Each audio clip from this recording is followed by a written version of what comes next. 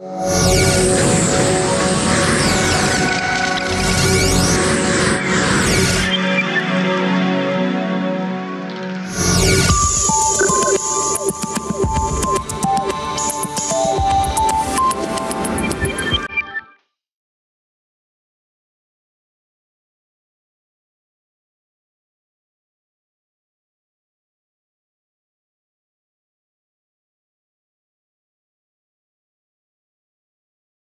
ты защищен от грунтовых вод?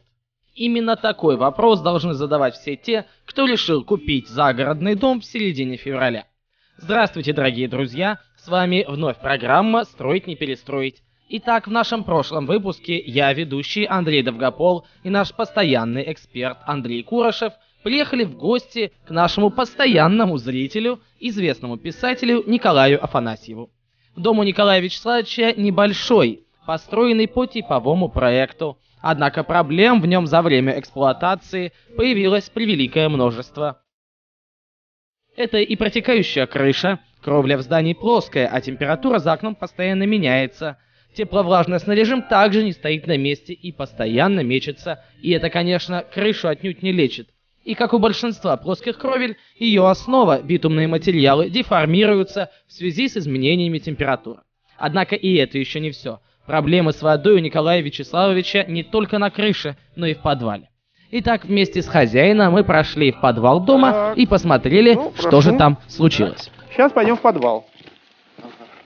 И там как раз убедимся.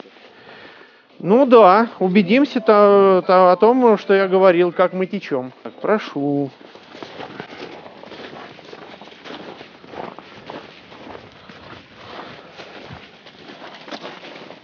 Я смотрю, вы окна поменяли недавно.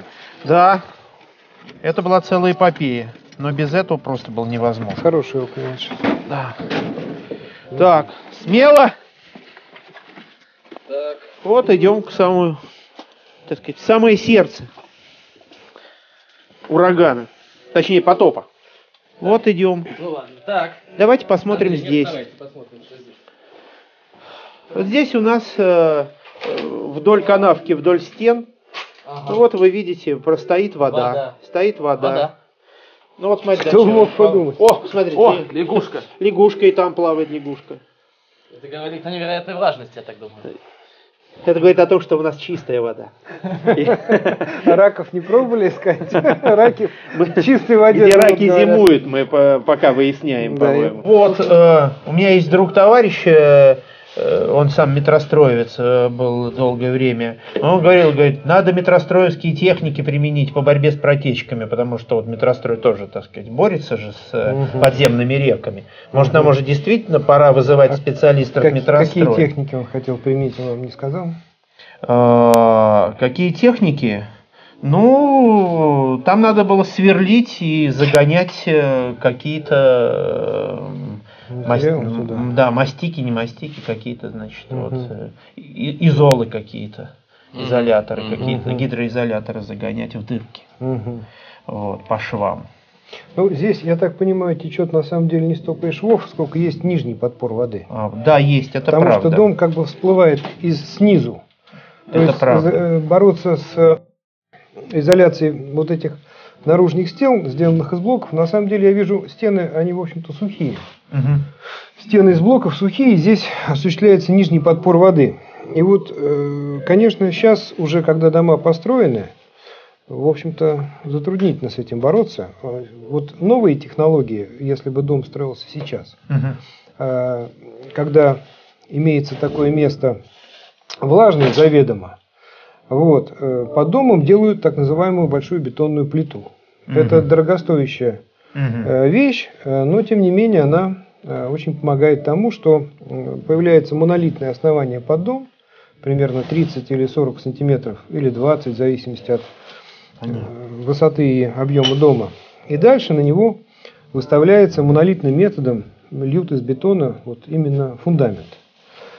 Но в данном случае я бы что предложил сделать? Хотя, в общем, трудоемкое на самом деле решение. То есть дом нужно обкапывать на самом деле.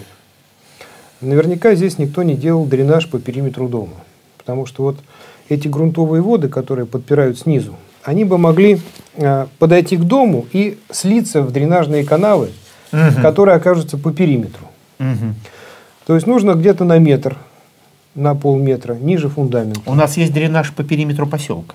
Нет, по периметру поселка дренаж – это другое дело. Но должен быть дренаж по периметру каждого дома. То есть, в принципе, это бьется стяжка, разбивается вокруг дома, вызывается бригада таджиков, которая заменяет 2 экскаватора. Да. Вот. Производится полностью обкапывание дома на полметра ниже. Закладывается специально, просыпается там песок с гравием, прокладывается геоткань, геотекстиль, для того, чтобы вот эта дренажная система не заиривалась в дальнейшем. И прокладывается специальная дренажная труба. Выставляются колодцы. Вот существуют сейчас уже совершенные техники пластиковых колодцев. Вот фирма Упанор, допустим, их делает. Наши делают фирма Анион. Это емкости пластиковые в виде колодцев с крышками. Внутри у них есть уже фланцы для присоединения этих дренажных труб. Вот такая система из 3-4 колодцев по периметру делается. И в них устанавливаются дренажные насосы. То есть вот такой же насос, как тут, но уже он будет выбирать воду ниже, чем... И отправлять ее соседу вниз. И отправлять ее... Вообще вот в поселке в таком случае должна быть сделана ливневая канализация, так называемая ливневка. Вот есть она у вас или нет в поселке? Потому что если поселок богат водами, то должны быть ливневые системы, которые отводили бы и дождевую воду, и дренажную таким образом куда-нибудь ниже. Вы понимаете, у нас же есть канализация в поселке, как таковая. И есть колодцы, которые то стоят затопленные, то не затопленные. В них попадает вода. Вот это очень плохо. Вот когда ливневая вода попадает в канализацию, это как раз вот неправильная эксплуатация канализации. Да. А нужно так, чтобы ливневые воды шли отдельно. И просто по желобам? Просто по желобам шли отдельно и попадали, поскольку они чистые, попадали куда-то сразу в реку там, или в сторону Клязьмы. Да, в низменность, чтобы потом оказаться в реке. Еще один способ есть, конечно. Вот, допустим, в центре помещения действительно выкопать двухметровый колодец. Глубиной. Значит, снабдить его по периметру. То есть обычно берут металлическую бочку, дырявят ее. Понятно. Вот. И будет такой же приямок дренажный, но он будет 2 метра глубже. Есть вероятность, что воды не дойдут до, собственно, пола. То есть по швам стен, по углам не будут да. То есть вот большая дренажная яма в центре дома тоже может помочь делу. Но опять же нужно понимать, куда мы денем воду оттуда. Потому что выбросить ее просто на улицу, она таким образом снова придет, окажется под домом. Или под вашим, или под соседским. Да. Это неправильно. Поэтому, конечно, проблему нужно решать, в общем, всем поселкам и складываться, видимо, на дренажную ливневую какую-то канализацию еще дополнительную. Или систему желобов водосточных. Это правильно, потому что у нас поселок по рельефу такой крутой, и нижних затапливает вообще и во время паводков весенних. И вот я еще хотел бы отметить, что вот в советское время, эти дома строились в советское время по тем технологиям, которые были тогда широко применяемы, известны планировались, и доступны. Да, планировались. Дело в том, что, в общем, не очень в советское время строители и проектировщики обременяли себя изготовлением обслуживаемых подвалов, то есть жилых. Потому что подвал обычно в советское время это был нежилой фонд, просто там шли канализации, шли трубы. Вот. А сейчас, вот, особенно в коттеджах, конечно, все обживают подвалы. Ну да, хочется хотя бы хоть как-то его эксплуатировать. Хоть как-то его эксплуатировать. И в этом случае вот здесь при эксплуатации, при обжитии старого подвала как раз вот люди массово наталкиваются на такие явления. В принципе... То есть мы не одни такие несчастные. Вы нет, это система на самом деле. Но это уже легче как-то. Вот если бы воды у вас не было совершенно, то этот подвал замечательно бы был, здесь было бы сухо. Есть такие места, где песчаный грунт и все замечательно. Да.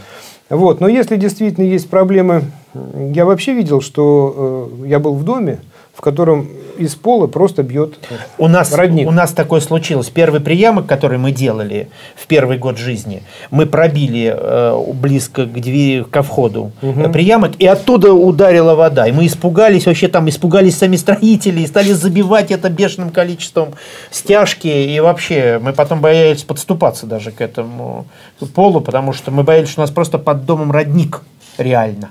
Ну, это было, конечно, очень плохо. У нас есть такие дома, где говорят, в общем, как бы... Тогда эти дома хорошо бы делать на сваях и на ленточном фундаменте, чтобы близко к роднику не открывать его. Потому что как только вы открыли родник, и потом, если вы начнете его пытаться чем-то заткнуть, там, забетонировать пломбы какой-то, он все равно выйдет в другом месте.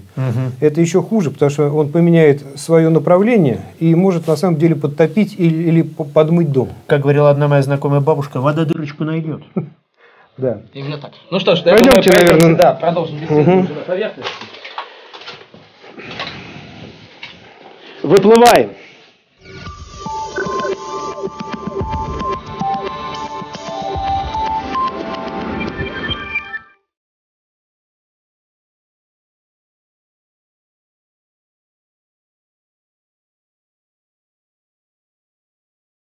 Как мы поняли, уровень залегания грунтовых вод в этом поселке довольно высок.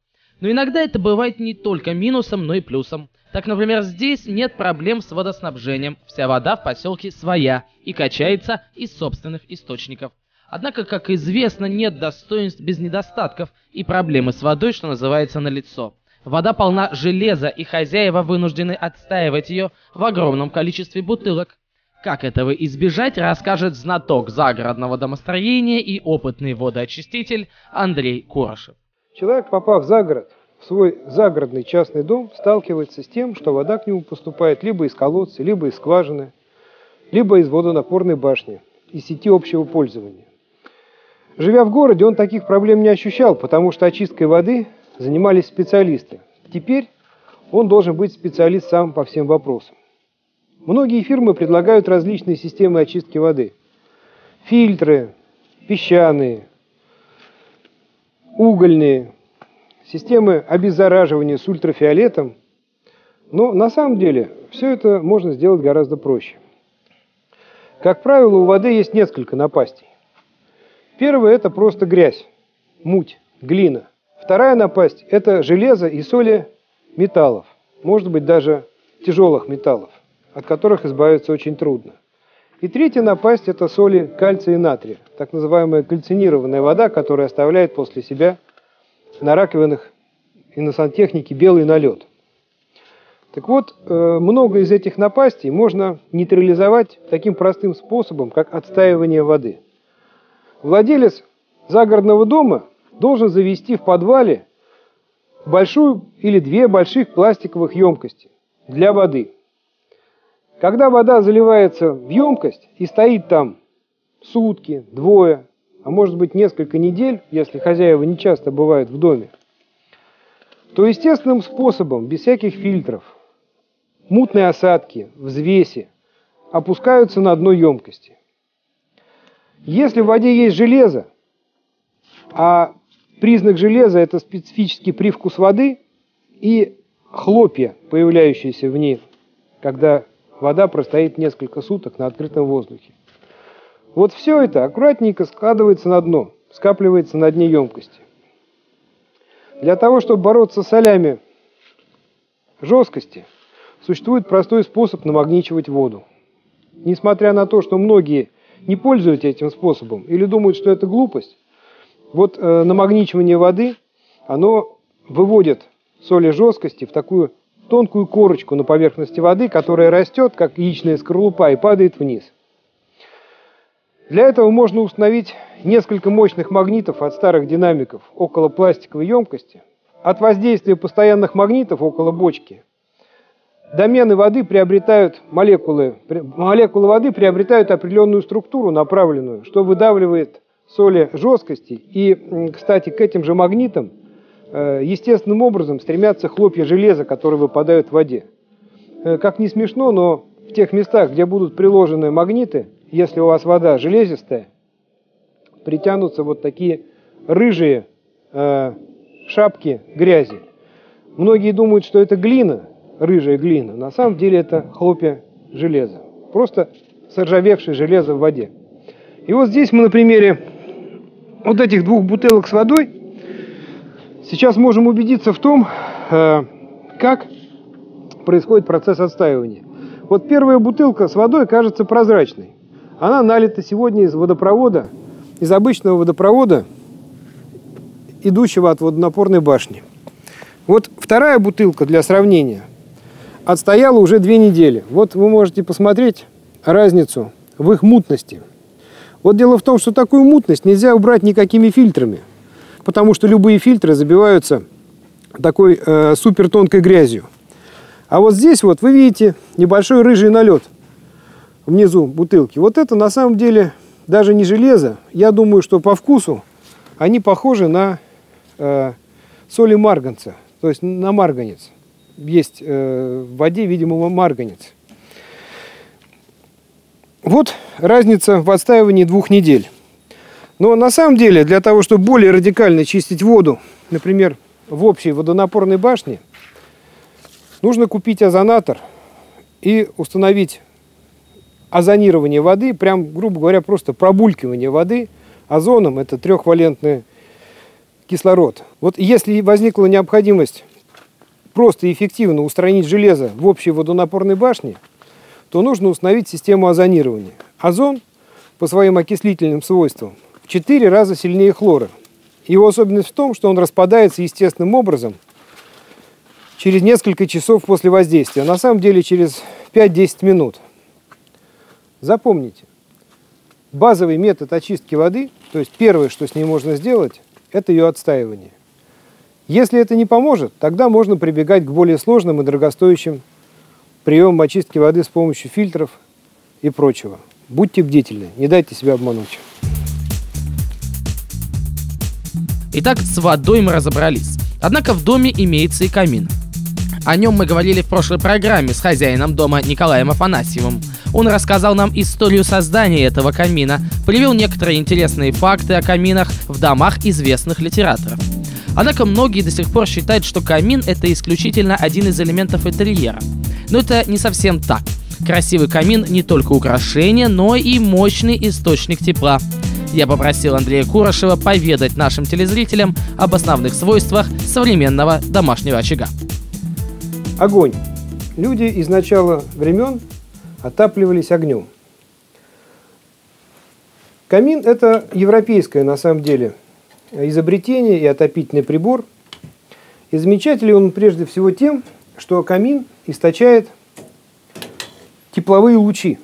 То есть он отапливает помещение не столько конвективно воздухом. Воздух камин как раз наоборот забирает из помещения и высасывает в трубу. А камин отапливает теплом. Любое горячее тело, как солнышко, источает тепловые лучи. Сейчас они называются инфракрасными. И вот в древних замках европейских, во дворцах, которые отапливались каминами, тепловые лучи от центра помещения, допустим, залы, распространялись вплоть до самых дальних уголков высоких сводов. Произведения искусства, картины, гобелены, все они были облучаемы тепловыми лучами, они не портились и не гнили. Сейчас, когда в таких помещениях, во дворцах, в замках меняют отопление, лучевое каминное отопление, потому что, естественно, замки больше не топят дровами, на конвективное появляются проблемы с заплесневелостью произведений искусства, на них появляется плесень, в углах появляется плесень, потому что воздух имеет, теплый воздух, конвективный метод отопления, имеет совершенно другую технику и характеристики обогрева жилища. Так вот, лучевое тепло. У меня есть прибор, который называется пирометр.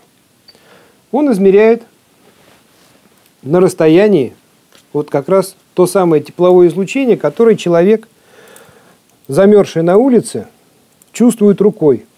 Вот когда мы прислоняем руку, или вот сейчас лицо, оно у меня нагревается от углей.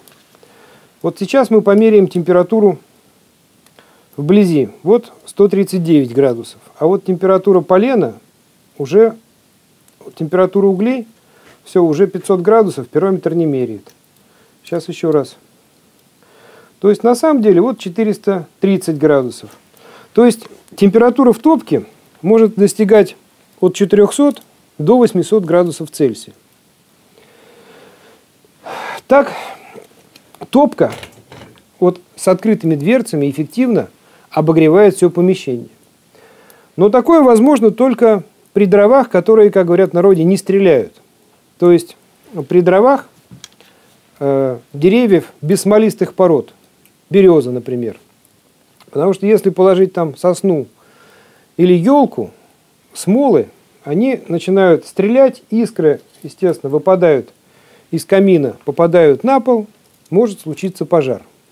Поэтому перед любым камином должен быть обязательно либо каменный пол, либо лист металла, который предотвратит возгорание. И вот для этого, если есть опасность оставить огонь без присмотра, например, хозяева уходят, то в каминах делаются дверки. Либо дверки, либо ставятся решетки из вот таких вот сеточек, которые препятствуют выпадению углей, дров и прочих продуктов вот сюда, в помещение. Но следует не забывать о том, что когда мы закрываем дверки, то они, как экран, отсекают нам и отражают тепловые лучи назад. Вот эти дверки сейчас долгое время были закрыты, и они грелись. И вот мы сейчас посмотрим, вот температура этих дверок всего лишь 60 градусов Цельсия. И мы сразу видим, что тепла, того лучевого тепла, которое обогревало меня только что, стало значительно меньше при закрытых дверках. Поэтому дверки хороши и решетки хороши тогда, когда у вас дрова могут стрелять, выпадать из камина, или когда камин находится без присмотра. Если вы наслаждаетесь огнем и смотрите на огонь, я бы рекомендовал, конечно, иметь чистый огонь и иметь открытый чистый огонь. Но камин может быть не только источником лучевого тепла. Когда дрова прогорят, останутся угли, и прекратится горение вот таких вот и красных, и самое неприятное, таких фиолетовых газовых огоньков. Тогда можно будет закрыть заслонку. Вот здесь она находится сзади. Сейчас я продемонстрирую. И вот отсюда сейчас повалил дым. Но на самом деле, когда горение прекратится, повалит не дым, а повалит теплый воздух от углей, так что помещение будет обогреваться не только тепловыми лучами, но еще конвекцией, потому что огромное количество воздуха будет заходить внутрь топки, нагреваться и быстро выходить наружу. Так можно нагреть немаленькое помещение только на углях. В заключение хочется сказать, камин – это совсем не безделица, как думают многие. Это не предмет интерьера. На самом деле камин – это весьма эффективный отопительный прибор. Он отапливает лучами и, когда дрова прогорят, конвекцией. Ну что, все задачи, поставленные перед нами хозяином дома, решены. И мы можем отправляться на следующий строительный объект. Надеемся, что наши советы помогут Николаю Вячеславовичу, а вместе с ним и нашим телезрителям.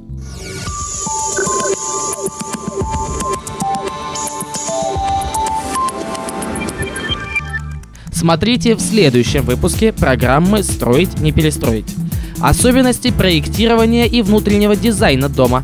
Какими критериями руководствоваться при выборе дизайнера, где заказать дизайн дома, у частного дизайнера-архитектора или в специализированных фирмах.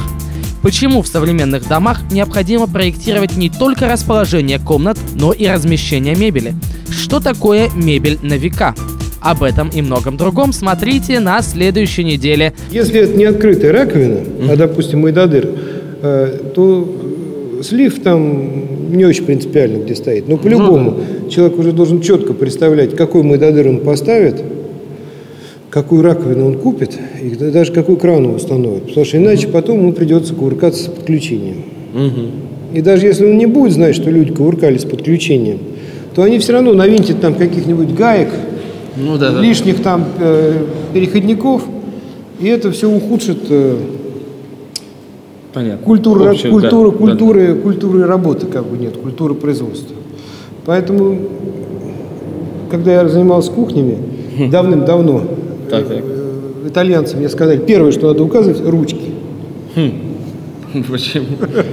А вот так у них устроена программа, они сначала ручки, а потом дальше комплектуются двери, прочее. Все остальное. Все остальное. Значит, и он вот интерпретирует такую, как бы, необычную для нас, казалось бы, совсем не главное. Первое в ремонте в санузле, нужно знать, какую сантехнику поставить. Дальше уже все к ней привязывается. То есть сначала привязываем к сантехнике, Да. а не сантехнику к... А не сантехнику потом. То есть вот у нас обычно происходит так, что неправильно. Делают санузел. И потом под дырку, имеющуюся дырку. Ну, вот здесь я поставлю Да. умывальник, а здесь унитаз. А потом приходит, а умывальник там совсем, а унитаз с другой стороны. Да, и пошло-поехало. Получается И потом некрасиво. так стоит, так. Да. Так что перед началом реконструкции или устройства ванной комнаты санузлов сначала выберите сантехнические приборы, а лучше даже купите их, чтобы они у вас уже были. Так что Удачной стройки!